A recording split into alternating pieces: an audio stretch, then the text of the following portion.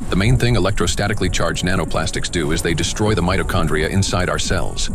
The heart is one of the body's most energy-demanding organs, and it's the mitochondria, the energy producers, that give it the power for every single beat.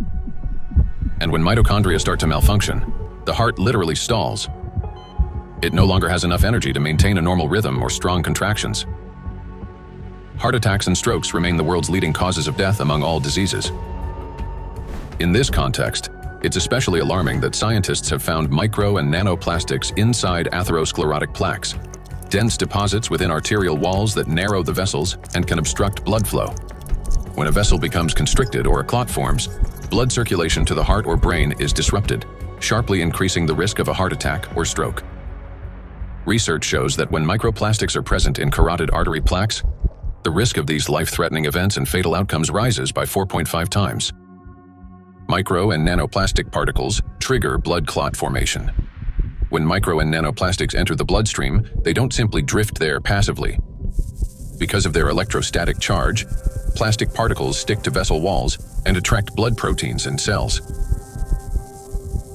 These coated particles damage the endothelium, the ultra-thin layer of cells lining the inside of blood vessels. The endothelium is like an intelligent shell of the vessels. It regulates their dilation and constriction, controls blood clotting, and protects against inflammation. However, under the influence of micro and nanoplastics, this system breaks down, leading to chronic inflammation and an increased risk of thrombosis. In addition, electrostatically charged microplastics can interact with blood cells, platelets and red blood cells, disrupting their normal behavior.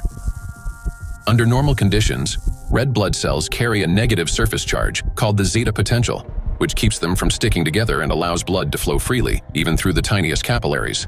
But when exposed to microplastics, this charge decreases. Red blood cells begin to clump together, blood viscosity rises, and clot formation starts.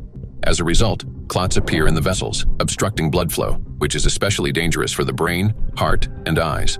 This consequently increases the risk of chronic fatigue, vision disorders, hypertension, heart attack, and stroke.